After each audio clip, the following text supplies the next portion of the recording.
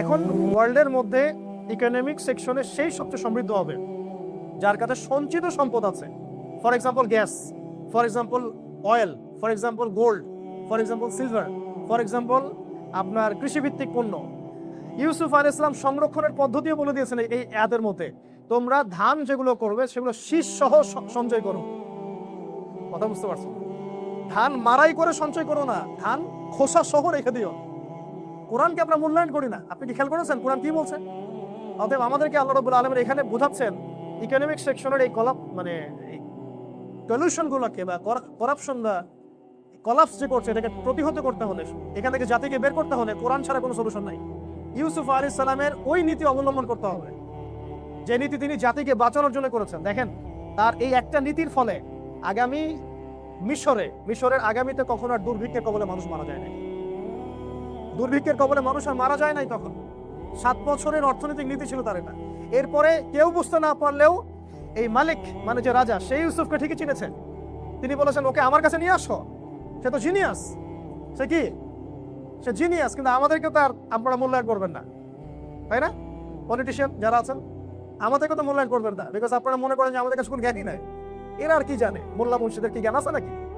ইউসুফ আলাইহিস সালামকে রাজা মূল্যায়ন করলেন, আমার কাছে আসো, তাকে আমার কাছে নিয়ে আসো, তাকে আমি খাদ্য মন্ত্রণালয়ের দায়িত্ব দিব, তার কাছে জ্ঞান আছে। ইউসুফ আলাইহিস সালাম বললেন আমাকে খাদ্য অধিদপ্তরের দায়িত্ব দিন, কারণ আমার কাছে জ্ঞানও আছে এবং আমি আমানতদার ব্যক্তি। দায়িত্বের উপযুক্ত কেউ থাকে না তখন দায়িত্ব চেয়ে নেওয়া যায়। দায়িত্বের তো উপযুক্ত কেউ নাই, তখন ইউসুফ আলাইহিস সালাম জনগণকে বাঁচানোর জন্য তিনি তার কাঁধে দায়িত্ব নিয়ে নিলেন, আমাকে দায়িত্ব দেন, আমি ইনশাআল্লাহ খাদ্য মন্ত্রণালয় সামলাতে পারব। তো কোরআনকে মূল্যায়ন কিভাবে করতে হবে একটা এক্সাম্পল দিলাম খালি। বর্তমান চলমান যত অর্থনৈতিক সংকট, আজকে টপিক ইকোনমিক্স না হলে অনেক কথা বলতাম। বর্তমান চলমান যত ইকোনমিক্স স্যাংশন আছে, সংকট আছে, এগুলোকে মোকাবেলা করার জন্য ইউসুফ আলাইহিস সালামের ইকোনমিক্স ইমপ্লিমেন্ট করতে হবে, এর কোনো বিকল্প নাই। এখানে আমাদের দোষটা কোথায়? আমরা প্রচুর অপচয় করি, আমরা জাতিগতভাবে প্রচুর অপচয় করি। আমরা পানি অপচয় করি, গ্যাস অপচয় করি, তেল অপচয় করি, আমরা আমাদের খাদ্য অপচয় করি। উজু করতে বসেছেন আপনি, মুসল্লি মানুষ, আপনি 1 বালতি পানিতে উজু করেন, 1 বালতি না হলে হাফ বালতি পানিতে উজু করেন, ট্যাপ ছেড়ে দেন জোরে। গ্যাসের দরকার আপনি এতটুকু, আপনি সরকারি গ্যাস খরচ করেই যাচ্ছেন। ইলেকট্রিসিটি এতগুলো ফ্যানের দরকার নাই, ফ্যান জ্বালাচ্ছি আমরা 10টা 20টা 50টা। আমার 24 ঘন্টা এসি না থাকলে হয়, একটু ঠান্ডা করে বন্ধ করে দেওয়া যায়, আমরা করছি। এভাবে যখন রিজিককে মানুষ আন্ডারএস্টিমেট করতে থাকে, আল্লাহর পক্ষ থেকে গজব আসতে থাকে। এগুলোর জন্য আমরা দায়ী, আমরা জনগণ দায়ী। আপনি যদি বলেন এই পুরো সংকটের জন্য কারা দায়ী, আমি ফার্স্টে বলবো জনগণ দায়ী। আমরা ইমানদার হতে পারিনি এখন। আমরা পরিপূর্ণ ইসলাম যদি ইমপ্লিমেন্ট করতে পারতাম, আল্লাহ পাক আমাদেরকে ওই রকম শাসকও দিতেন ইনশাআল্লাহ। বিশ্বাস করছেন না? এখানে একটা কথা বলে শেষ করি। সূরা কাহফ আপনাকে এমন দৃষ্টিভঙ্গি শেখাবে যে দৃষ্টিভঙ্গি দিয়ে আপনি দেখতে পারবেন আসলেই এই বাহ্যিক পৃথিবীটার ভিতরে কি চলছে। তখন আপনি বুঝবেন যে আসলে সবকিছু ভালো চলছে না। এখন সলিউশনটা কি? সলিউশনটা বলে আমি আস্তে আস্তে শেষ করি, তাহলে অনেক লম্বা হয়ে যাবে। আল্লাহ মাফ করুক। আমাদের পাশে আমি খুব গিলটি ফিল করছি, লজ্জাও পাচ্ছি যে ওস্তাদের পাশে বসে কথা বলছে। আল্লাহ মাফ করুক, অনেক ভুল হচ্ছে আমি জানি, তবে আমি তাদের দোয়ার মুহতাজ। এবং আমরা স্বপ্ন দেখবো, বড় স্বপ্ন দেখবো ইনশাআল্লাহ। এভাবে ছোট ছোট কাজগুলো আস্তে আস্তে বড় হতে হতে একদিন না একদিন পুরো বাংলার জমিনে দিন কায়েম হবে ইনশাআল্লাহ। এখানে আমাদের সবার ভূমিকা আছে না? আচ্ছা, আমাদের ভূমিকা কি দেখুন। আমাদের প্রথম কাজ হচ্ছে সূরা কাহফের আলোকে যে অন্তর্দৃষ্টি ঠিক করা, দৃষ্টিভঙ্গিটা কি করা, ঠিক করা। তাহলে যদি প্রকৃত দৃষ্টিভঙ্গি অর্জনে ব্যর্থ হই, তাহলে ফেতনাও চিনতে পারবো না, আমরা এখান থেকে সলিউশনের পথও খুঁজে পাবো। তো জুমার পরে খুব লম্বা আলোচনা করব না, আপনারা ক্ষুধার্ত আছেন বুঝতে পারছি চেহারা দেখে। আর জুমা মানেই হচ্ছে বাসায় গরুর গোশত। জুমা মানে কি? বাসায় গরুর গোশত। কারণ জুমার দিনের সামাজিক একটা সুন্নত আমরা বানিয়ে নিয়েছি যে জুমার দিনে আমাদেরকে গরু খেতে হবে। অথচ জুমার দিনের মূল কাজ কি ছিল? জুমার দিনের মূল কাজ হচ্ছে সকাল সকাল গোসল করা, উত্তম কাপড় পরিধান করা, পায়ে হেঁটে মসজিদে আসা, ইমাম সাহেবের কাছাকাছি বসা, কোনো ওজন না থাকলে ইমামের খুতবা শ্রবণ করার, খুতবায় ইমাম যা আলোচনা করেছেন, খতিব যা আলোচনা করেছেন সেটাকে দিলের কান দিয়ে শোনা, আমলের নিয়াতে শোনা এবং অন্যকে ডিস্টার্ব না করা। নামাজের মধ্যে মসজিদে অন্যকে ডিস্টার্ব না করা, কারো পা ডিঙিয়ে খাট ডিঙিয়ে সামনে না যাওয়া, ইমামের সাথে নামাজ শেষ করা। রাসূল সাল্লাল্লাহু আলাইহি ওয়াসাল্লাম বলেছেন এই কাজগুলো যারা করতে পারবে ইনশাআল্লাহ তাদের আমল নামায় প্রত্যেক পদক্ষেপের বিনিময়ে 1 বছরের সওম বা রোজা এবং 1 বছরের নফল সালাত মানে তাহাজ্জুদের নেকি দেয়া হবে ইনশাআল্লাহ। তো এগুলো ছিল জুমার দিনের মূল কাজ। জুমার দিন আরেকটা মূল কাজ হচ্ছে বেশি বেশি দরুদ শরীফ পড়া।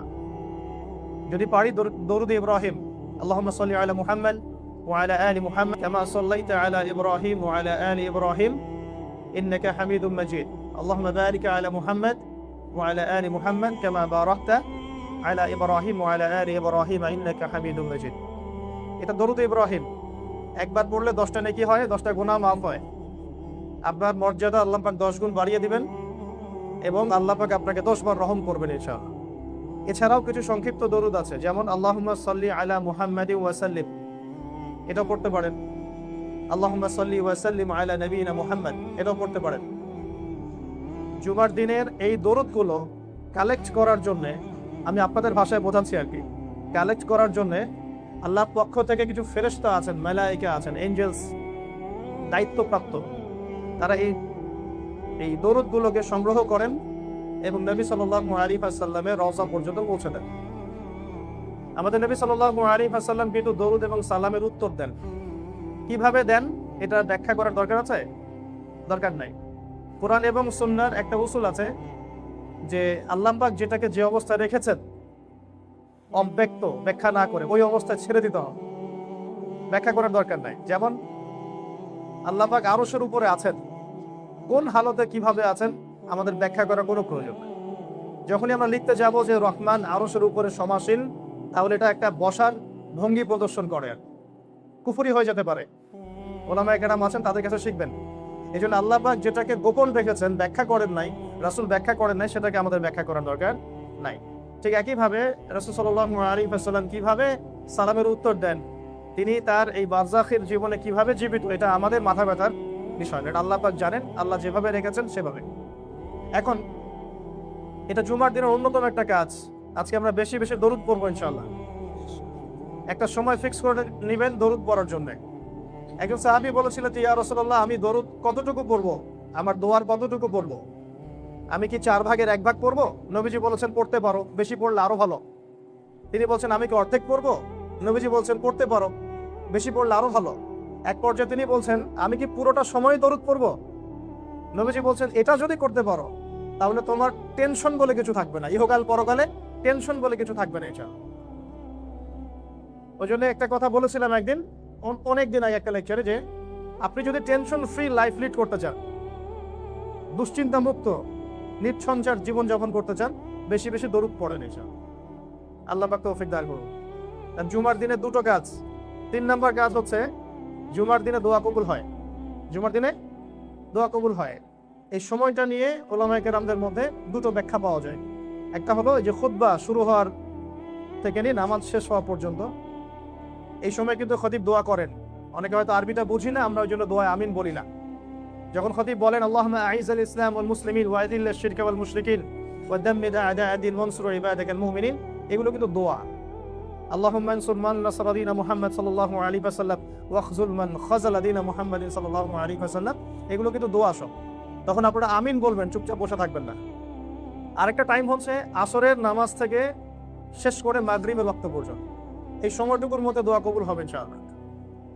তো এই হলো 3টা কাজ জুমার দিন। আরেকটা বলে দেই, এটা বেশি ইম্পর্টেন্ট মনে হয় আমার কাছে, কারণ এই জামানাটা হচ্ছে ফিতনার জামানা। এই ফিতনার জামানায় যদি ফিতনাগুলোকে চিহ্নিত করা না যায় আর এগুলো থেকে বেঁচে থাকার পদক্ষেপ গ্রহণ করা না যায়, তাহলে কোনো সন্দেহ নেই আমরা ফিতনায় পড়ে যাব। ফিতনাগুলো এতই সূক্ষ্ম যে আমাদের কল্পনার চেয়েও বেশি, আমরা যতটুকু কল্পনা করতে পারি তার চেয়েও ফিতনাগুলো বেশি সূক্ষ্ম। সামনে একটা ইকোনমিক সিস্টেম আসতে পারে, সারা ওয়ার্ল্ডে এটা আলোচিত হচ্ছে, সেটা হলো ক্রিপ্টোকারেন্সি বা বিটকয়েন ভিত্তিক ইকোনমিক সিস্টেম। সেটার উপর সেন্ট্রাল ব্যাংক মানে ক্যাপিটাল ব্যাংক যেগুলো থাকে এগুলোর কোনো নিয়ন্ত্রণ থাকবে না। ক্রিপ্টোকারেন্সির উপরে সেন্ট্রাল ব্যাংকের কোনো নিয়ন্ত্রণ থাকবে না। এটা অনলাইন ভিত্তিক এবং এটা হচ্ছে মানে আমরা যেটা বলি যে ডিজিটাল কারেন্সির মতো। এখন শুনতে ভালো লাগতে পারে, মনে হতে পারে সভ্যতা এগিয়ে যাচ্ছে, এখানে শুভঙ্করের ফাঁকি কোথায় আছে এটা বুঝতে হলে আপনাকে তো ভিতরে ঢুকতে হবে, অনেক ভিতরে ঢুকতে হবে। কোরআন হাদিসের সাথে সাথে আপনাকে ইকোনমিক্সের জ্ঞান অর্জন করতে হবে। তো বাইরে মনে হতে পারে চাকচিক্যময়, কিন্তু ভিতরে ফিতনা থাকতে পারে। তো এই যুগে ফিতনাগুলো এতটাই সূক্ষ্ম যে অনেক সময় আমরা এটাকে ভালো মনে করেও ধোঁকা খেয়ে যেতে পারি। আমার কথা হয়তো একটু বুঝতে সমস্যা হচ্ছে, মানে ফিতনাগুলো এতটাই সূক্ষ্ম যে অনেক সময় ভালো মনে করেও আমরা এর মধ্যে পড়ে যেতে পারি। একটা এক্সাম্পল দিয়েছি এখানে। এই কারণে জুমার দিনে সূরা কাহাফ তিলাওয়াত করতে হবে। জুমার দিন সূরা কাহাফ তিলাওয়াত করলে নবী সাল্লাল্লাহু আলাইহি ওয়াসাল্লাম বলেছেন, এক জুমা থেকে আরেক জুমা পর্যন্ত তার জীবনটা আল্লাহ ইমানের নূর দিয়ে করে দিবেন। এটা হচ্ছে এত বড় ফেলিয়া। এখান থেকে আমাদেরকে বাঁচিয়ে রাখবে কোন সূরা বলেন? সূরা কাহাফ। এই সূরা নবী সাল্লাল্লাহু আলাইহি ওয়াসাল্লাম জুমার দিনে পড়তে বলেছেন। কোন দিনে পড়তে বলেছেন? তাহলে আমরা আজকে এই যে সময়টুকু বাকি আছে, যারা পড়েছি আলহামদুলিল্লাহ, যারা পড়ি নাই বাসায় গিয়ে সূরা কাহাফটা তেলাওয়াত করবো ইনশাআল্লাহ। যদি পসিবল হয় তাহলে একটা অর্থ পড়ে দেখবেন কি আছে। তা আমি একটু সহজ করে দিই আপনাদের জন্য আমার ক্ষুদ্র জ্ঞানে। প্রথমত এই সূরাটা আপনাকে শেখাবে দৃষ্টিভঙ্গি কিরকম, যে শেষ জামানাকে ডিল করতে হলে স্বাভাবিক দৃষ্টির বাইরে একটা অন্তর্দৃষ্টির দরকার আছে। বুঝাচ্ছি আমি, স্বাভাবিক দৃষ্টির বাইরে একটা অন্তর্দৃষ্টির প্রয়োজন আছে। স্বাভাবিক দৃষ্টি কি? মনে করেন ফেমিনিস্ট রেভলিউশন চলছে, আমাদের কাছে মনে হচ্ছে মেয়েরা খুব উন্নতি অগ্রগতি করছে, তাই তো? ভিতরের চোখ যদি আপনার থাকে আপনি বুঝতে পারবেন মেয়েরা আসলে জাহান্নামের দিকে হেঁটে হেঁটে চলে যাচ্ছে। ভিতরের চোখ আর বাইরের চোখ সেম না, কিন্তু বাইরের চোখ দিয়ে মনে হচ্ছে আমাদের মেগা প্রজেক্ট হচ্ছে, হ্যাঁ, মিলস ইন্ডাস্ট্রিজ, ফ্যাক্টরিজ, সভ্যতার উন্নতি হচ্ছে, ফ্লাইওভার ইত্যাদি, হ্যাঁ, জিডিপি বাড়ছে। ভিতরের চোখ দিয়ে আপনি দেখতে শিখলে বুঝবেন ইকোনমি দিন দিন কলাপস করছে। ইকোনমি দিন দিন কলাপস করছে। আমি ফ্লাইওভার দিয়ে কি করবো? আমার তো পেটে ভাত নাই। ইকোনমি মানে কি? আমার জনগণ যেন 3 বেলা নিশ্চিন্তে খাবার দাবার খেতে পারে, সুখের শান্তিতে খাবার খেয়ে জীবনযাপন করতে পারে, ইবাদত করতে পারে। তো আমরা বাইরের চোখ দিয়ে যা দেখি আর ভিতরের চোখে যেটা রিয়েলিটি আর ভিজুয়াল ওয়ার্ল্ড, এর মধ্যে একটা পার্থক্য আছে। এই পার্থক্যটা আইডেন্টিফাই করতে শেখাবে আমাদেরকে সূরা কাহফ। কোত্থেকে শেখাবে আমি দেখাচ্ছি। আপনারা কি কেউ এই সূরাটা পড়েছেন পুরো সূরাটা অর্থ সহ? আলহামদুলিল্লাহ। এখানে একটা ঘটনা আছে মূসা আলাইহিস সালাম এবং খিদর আলাইহিস সালামের, মনে আছে? এখানে খিদর আলাইহিস সালাম, যে খিদর আলাইহিস সালাম এখানে টিচার, মূসা আলাইহিস সালাম গিয়েছেন ছাত্র হিসেবে জ্ঞান শিখতে। তিনি বলছেন যে আপনি কি আমাকে জ্ঞান শেখাবেন যে জ্ঞান আল্লাহ আপনাকে দিয়েছেন? খিদর আলাইহিস সালাম বলছেন ইন্নাকা লান তাসতাতিআ মাইয়া সাবরা, তুমি আমার সাথে ধৈর্য ধরতে পারবে না। গল্পের শেষে আমরা দেখি সত্যি তিনি ধৈর্য ধরতে পারছেন না, বারবার প্রশ্ন করছেন। পথ চলতে লাগলেন, নৌকা ফুটা করে দেওয়া হলো। শর্ট করে বলছি আমি, নৌকা কেন ফুটা করলেন প্রশ্ন করলেন। আবার চলতে চলতে একটা বাচ্চাকে হত্যা করা হয়েছে। মূসা আলাইহিস সালাম বলছেন বাচ্চাকে কেন হত্যা করলেন? আপনি তো একটা জঘন্য অপরাধ করলেন। আবার চলতে চলতে দেয়াল পড়ে গেছে, দেয়াল নির্মাণ করে দিলেন। কেন দেয়াল নির্মাণ করলেন? ওরা তো আমাদেরকে মেহমানদারি করালো না। মনে আছে গল্পটা? এই 3টা ঘটনায় কিন্তু আল্লাহ আমাকে একটা দৃষ্টিভঙ্গি শেখাচ্ছেন আমাদেরকে। ভিজুয়াল ওয়ার্ল্ড যেটা রিয়েলিটি, এটার মধ্যে আকাশ পাতাল পার্থক্য থাকে। বাহ্যিক যে জগৎ আর মানে সত্যিকারের যে জগৎ, সত্যিকারের বাস্তবতা, এর মধ্যে একটা পার্থক্য থাকে। এখানে খিদর আলাইহিস সালাম সঠিক ছিলেন না মূসা আলাইহিস সালাম সঠিক ছিলেন? বাহ্যিক চোখ দিয়ে মূসা আলাইহিস সালামের কাছে মনে হচ্ছে যে নৌকা ফুটা করাটা একটা বাজে কাজ হলো, বাচ্চাকে হত্যা করাটা একটা অপরাধ হলো, দেয়াল কেন নির্মাণ করবো, তারা তো আমাদেরকে খাবারও দিল না, মেহমানদারি করলো না। বাহ্যিক দৃষ্টিভঙ্গি দিয়ে মূসা আলাইহিস সালাম জগৎটাকে ডিল করলেন। কিন্তু খিদর আলাইহিস সালামের কাছে কি ছিল? আল্লাহর পক্ষ থেকে একটা জ্ঞান ছিল, যেটাকে আমরা কি বলি আল্লাহর নূর আর মারিফত বলি। এই কারণে খিদর আলাইহিস সালাম যা দেখতে পারলেন মূসা আলাইহিস সালাম সেটা দেখতে পারলেন না।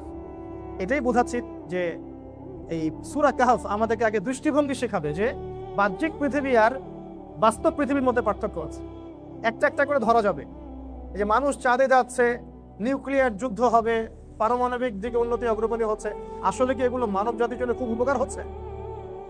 আমরা নিউক্লিয়ার ওয়েপন্স তৈরি করছি, থার্মো নিউক্লিয়ার ওয়েপন্স তৈরি করছি, আসলে কি এগুলো মানব জাতির কোনো উপকারে আসবে? আমরা মনে করছি যে আমরা সারা বিশ্বে এখন শান্তি প্রতিষ্ঠা করছি এবং শান্তির জন্য আমরা একটা শব্দ সিলেক্ট করেছি। শব্দটার নাম হচ্ছে ডেমোক্রেসি। কি শব্দ বলেন? ডেমোক্রেসি পশ্চিমাদের কাছে একটা ধর্ম। আমরা যেমন বলি না যে আমাদের ধর্ম দিন ইসলাম, ওদের দিন হচ্ছে ডেমোক্রেসি। আমি পলিটিশিয়ানদের সাথে এখানে তর্ক করতে আসি না, তাদের সাথে আমার কোনো দ্বন্দ্ব নাই। যদি আল্লাহ রাব্বুল আলামিন আমাদের উপরে কোনো ভালো পলিটিশিয়ান আনেন, আমরা তার জন্য দোয়া করবো, কোনো সমস্যা নাই। কিন্তু আমি বুঝাচ্ছি যে রিয়েলিটিটা কি, ওরা এটাকে দিন মনে করে, দিন বা রিলিজিয়ন মনে করে, ওরা ওদের কোড অফ লাইফ মনে করে। দেখবেন পৃথিবীর যে কোনো জায়গায় ওরা এই আগ্রাসন নিয়ে যায় যে আমরা সেখানে ডেমোক্রেসি প্রতিষ্ঠা করতে যাচ্ছি। মানে ওরা চায় ওদের দিন কায়েম করতে, ওরা চায় কি ওদের দিন কায়েম করতে। আপনার কাছে মনে হতে পারে এটা খুব উন্নতির অগ্রগতির মাধ্যম, বাস্তবে কি আসলেই সত্যিকারের গণতন্ত্র আছে? এবং তারা এই ধোয়া তুলে সারা মুসলিম বিশ্বে কত লক্ষ মুসলিমকে হত্যা করেছে, এর কোনো হিসাব আছে? তাহলে বাহ্যিক চোখে আপনি যা দেখছেন পলিটিক্যাল এটা সত্য নয়। সত্যিকারের একটা বিষয় ছিল ইসলামের শাশ্বত বিধান। সমাজের সবাই মুসলিম, তারা ইসলাম মেনে চলবে, নামাজ পড়বে, যাকাত দিবে, হজ করবে, রোজা রাখবে, যারা আল্লাহর পথে দাওয়াতি কাজ করার যোগ্যতা রাখে তারা সেটা করবে, একটা ঐক্য থাকবে এবং আমরা আল্লাহর বিধানের বাইরে যাবো না। আল্লাহ পাক কোরআন সুন্নাহয় যে বিধান দিয়েছেন এটাই চলবে, এটাই ছিল আমাদের আসলে দিন।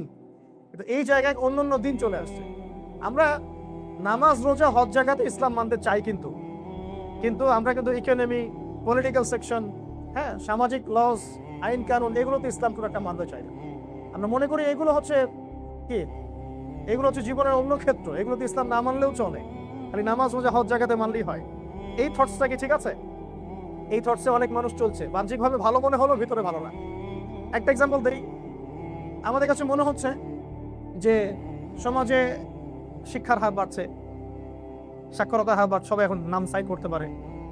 আপনি সমাজের চিত্রটা দিকে তাকায় দেখেন তো, সত্যিকার অর্থে কি শিক্ষিত মানুষের সংখ্যা বাড়ছে?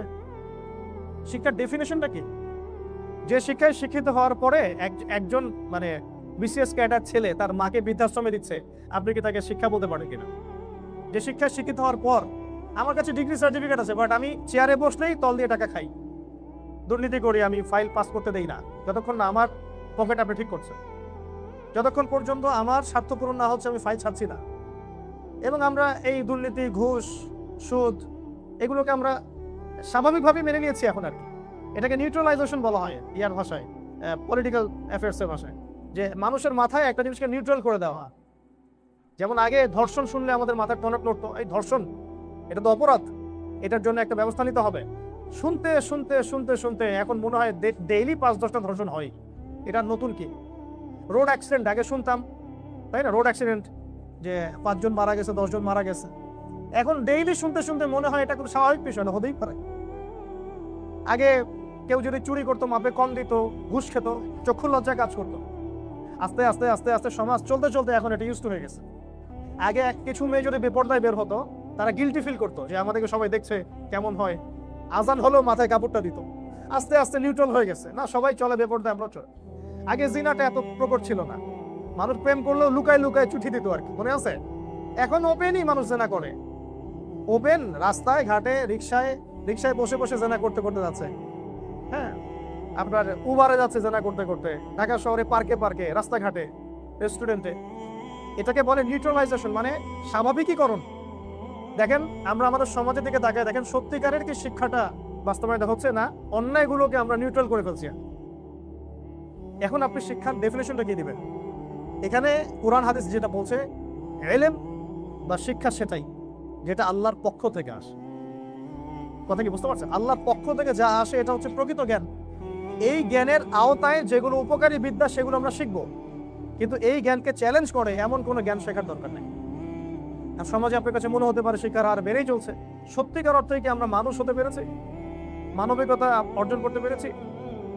আমরা রাস্তাঘাটে থুতু ফেলি, যেখানে সেখানে টিস্যু ফেলি, আমরা সরকারি মালকে নিজের মান মনে করে আত্মসাৎ করে ফেলি। হ্যাঁ, আমরা দেখা যায় টোল ফাঁকি দেই, ট্যাক্স ফাঁকি দেই, অনেক কিছুই করি। এগুলোকে শিক্ষার অংশ কিনা?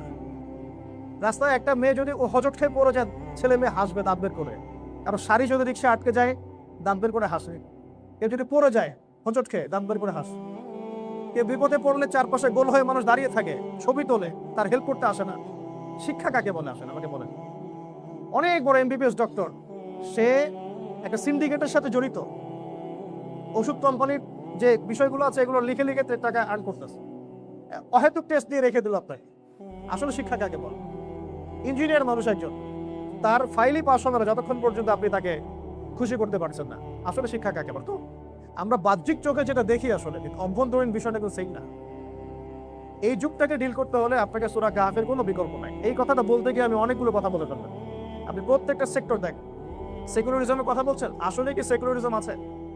নাস্তিকতার কথা বলছেন, আসলে যারা নাস্তিক তারা কি অন্যান্য ধর্মদের সমালোচনা করছে? যারা নাস্তিক তারা ইসলামের সমালোচনা করছে। তাহলে আমরা কি শব্দটা নাস্তিক বলবো না ইসলাম বিদ্বেষী বলবো? তাহলে বাস্তবতা আর রিয়েলিটিতে এক হলো না। আমরা জিডিপির কথা বলছি, কিন্তু সত্যিকার অর্থে কি আমাদের ইকোনমিক সেকশনটা কলাপস করছে কিনা? এটা তো ওপেন সিক্রেট এখন। আর এর জন্য তো শুধু গভর্নমেন্ট দায়ী নয়, এর জন্য জনগণও দায়ী। আমি গত 3 দিন থেকে একটা সূরা স্টাডি করছি। আজকে আমি এটা নিয়ে লেকচার দিব না, কারণ আমি এখনো শেষ করিনি স্টাডি। সূরা ইউসুফ, কোন সূরা ভাই? বর্তমান চলমান যত অর্থনৈতিক সংকট আছে, এই সংকটের সলিউশন আল্লাহ পাক সূরা ইউসুফের 4টা আয়াতের মধ্যে দিয়ে দিয়েছে। শেষ। কোরআনকে তো আমরা মূল্যায়ন করি না, কোরআনকে আমরা মূল্যায়ন করি না। সূরা ইউসুফের 4টা আয়াতের মধ্যে বর্তমান চলমান অর্থনৈতিক বৈশ্বিক সংকটের সমাধান দেওয়া আছে। আপনারা কি ওই রাত বাদশার স্বপ্নের কথা মনে আছে? স্বপ্নের কথাটা বাদশার স্বপ্ন দেখেছে 7টা জীর্ণ শীর্ণ গাভী 7টা মোটা তাজা গাভীকে খেয়ে ফেলছে, মনে আছে? 7টা সবুজ শীষ, 7টা শুষ্ক শীষ। বাদশা কিন্তু স্বপ্ন দেখে জিজ্ঞাসা করছেন যে আমার এই স্বপ্নের ব্যাখ্যা কে দিতে পারো? মানুষ বলছে আদগাফু আহলাম, এগুলো কোনো স্বপ্ন না, এগুলো বাজে জিনিস। এখন কিছু মানুষ আছে না, স্বপ্নের অস্তিত্বকে অস্বীকার করে ফেলে। কিন্তু মুমিনের স্বপ্ন সত্য হতে পারে, এবং শেষ জামানায় মুমিন ব্যক্তির স্বপ্ন সত্যি হবে, বেশি বেশি সত্য হবে।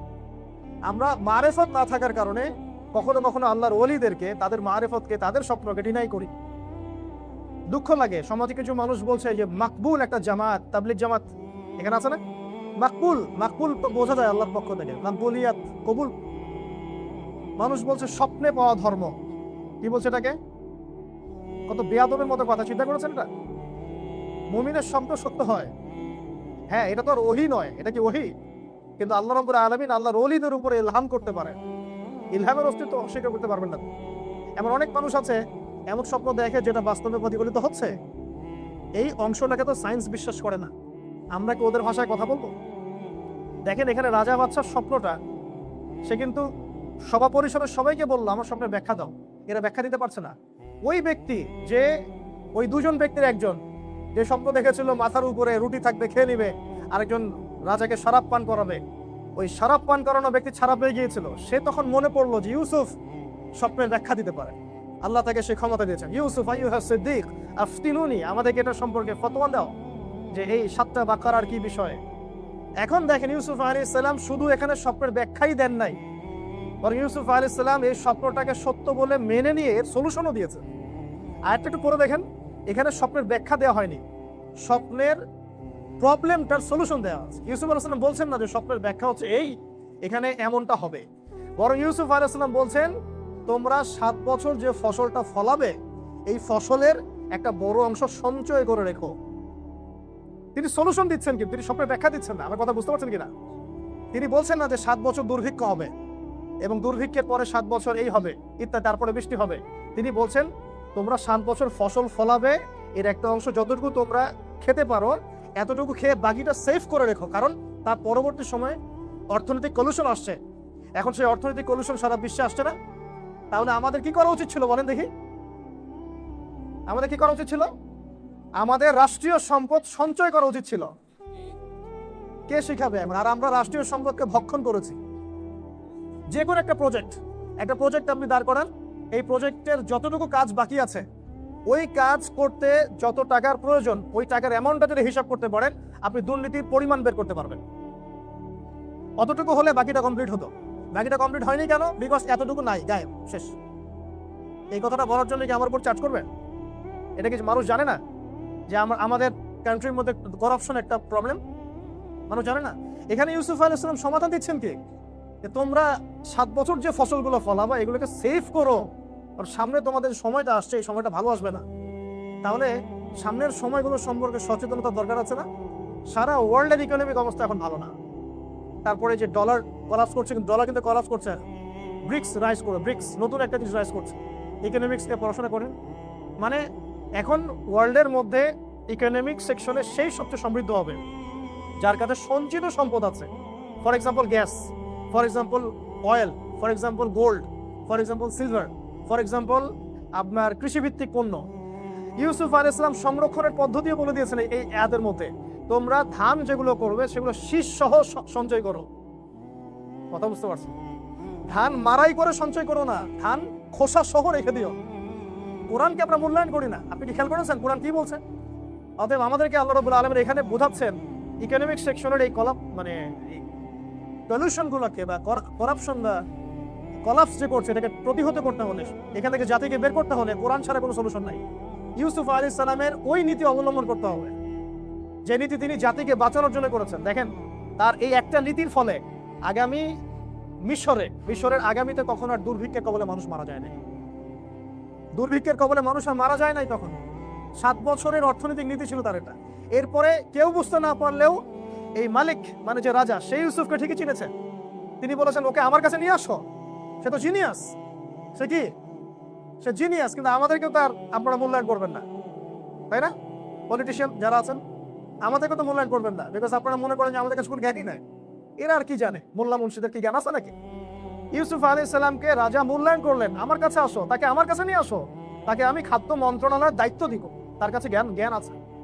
ইউসুফ আলাইহিস সালাম বললেন আমাকে খাদ্য অধিদপ্তরের দায়িত্ব দিন, কারণ আমার কাছে জ্ঞানও আছে এবং আমি আমানতদার ব্যক্তি। দায়িত্বের উপযুক্ত কেউ থাকে না তখন দায়িত্ব চেয়ে নেওয়া যায়। দায়িত্বের তো উপযুক্ত কেউ নাই, তখন ইউসুফ আলাইহিস সালাম জনগণকে বাঁচানোর জন্য তিনি তার কাঁধে দায়িত্ব নিয়ে নিলেন। আমাকে দায়িত্ব দেন, আমি ইনশাআল্লাহ খাদ্য মন্ত্রণালয় সামলাতে পারব।